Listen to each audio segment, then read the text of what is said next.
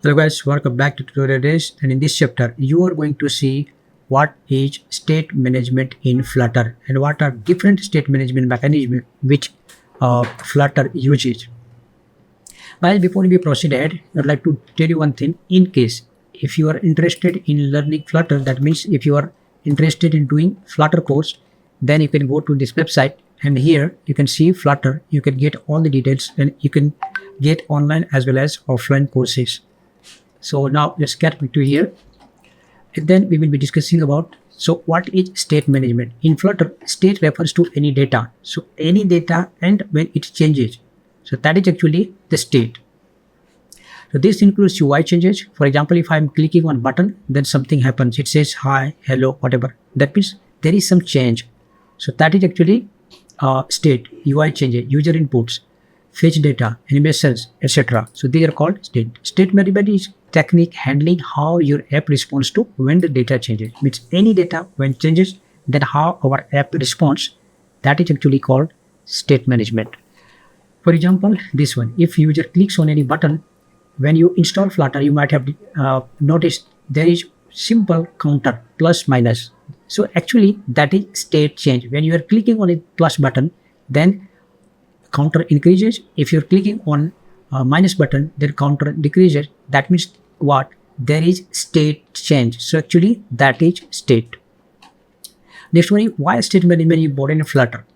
Flutter builds an UI using widgets. As you know, as I told you, that this tutorial is for those who knows the basic of Flutter, and you might be knowing what is widget. Actually, the Flutter is completely built using widgets hierarchy, right? So widgets are immutable. You might be knowing that widgets are immutable. Immutable means that cannot be changed. To reflect the change, Flutter rebuilds widgets with new data. Hence, managing state correctly is essential. Means whenever there is any changes, then by default widgets doesn't change itself. We have to rebuild it, and then the change data it reflects. So update UI consistently, avoid unnecessary rebuilds, separate business logic and UI and scale, they grow. That means what? Why we need this block for managing the state. Common state management solution is in Flutter. This is built in. So you might be knowing that when you want to make any changes, for example, let's see this example. What is happening here? Children, then this is the data which will display on placed counter plus here, right? So if you are clicking here plus plus plus, then it changes here, right? It makes some changes. So that means what? This set state, its default state management mechanism, state management system in Flutter through which we are changing this data, means set state. This is built in Flutter. We don't have to install any external library for this. But as long as your project is smaller, medium level, in that case it is fine. But if the project grows larger, then this set state is not enough to manage the state. For that one, we have to adopt, we have to use BLoC. Now, this is good for simple cases, becomes messy in large apps. Now, the another one, provider. You might have used this provider also. So it's a wrapped around inherited widget, clean and scalable. So how this works? Class counter, change notifier, for example, this is just example here, and then increment, so it will make any changes, right? So this one is using provider. Next one means there are different ways of managing state in Flutter. That is the idea of the chapter. We will know in this one there are different ways to manage state in Flutter and which one is the best and when we should use what. So that is the idea of, that is the main purpose of covering this chapter. Okay. Second one is this one, provider. So this is clean and testable. Can still be verbose for complex flows. Means if the project is larger, then this provider is also not enough. Now Riverpod, modern provider alternative. This is provider alternative, Riverpod. So here we can see that final counter provider, which this way we can use it. Here declare and we can use it. Reference.watch. So remember, these are just smaller example, which what the idea here is that you provide you information that there are different ways of managing states. So this Riverpod is also one of them. I'm not covering the complete Riverpod here. Okay, so these are just a glimpse of how this this Riverpod works. More scalable and test friendly, but slightly steeper learning means it is a bit difficult to learn. Okay, now the Redux. If you come from React background, if you know React Native or React, then you might be familiar with Redux. Redux is a state management mechanism in React Native app development. So with Redux also, the state management is possible here. And the next one is predictable flow, but this is also a bit difficult and not that user friendly.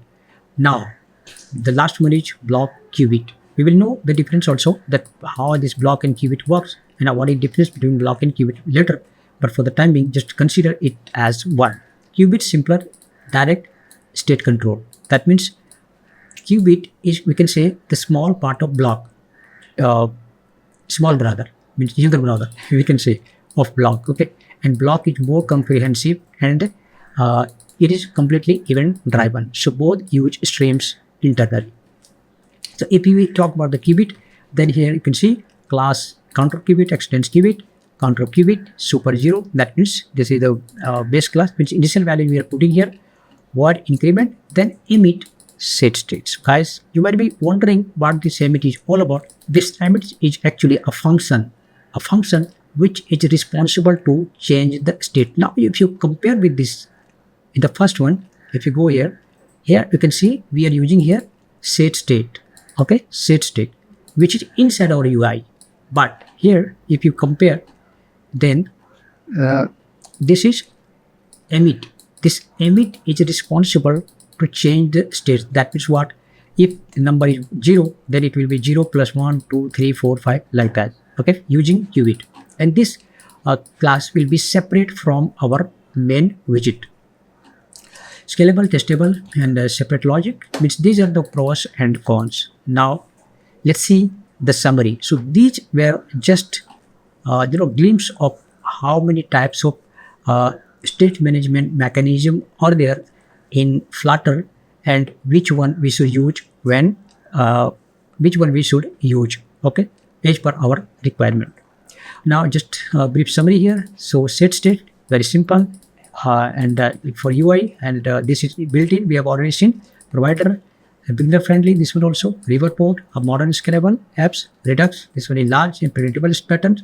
And this one, the BLoC qubit, plain architecture layered apps. So guys, this one will be covering it. So hope now you understand that how many types of state management system mechanism are there in Flutter, and why we will be covering and why you should know this BLoC or qubit. So guys, let's meet in the next chapter. So stay connected, and guys, in case you have not subscribed my channel yet, then I strongly recommend you to please subscribe, because it takes a lot of time, a lot of effort to build this video. So guys, I strongly request you, recommend you to hit the bell button also.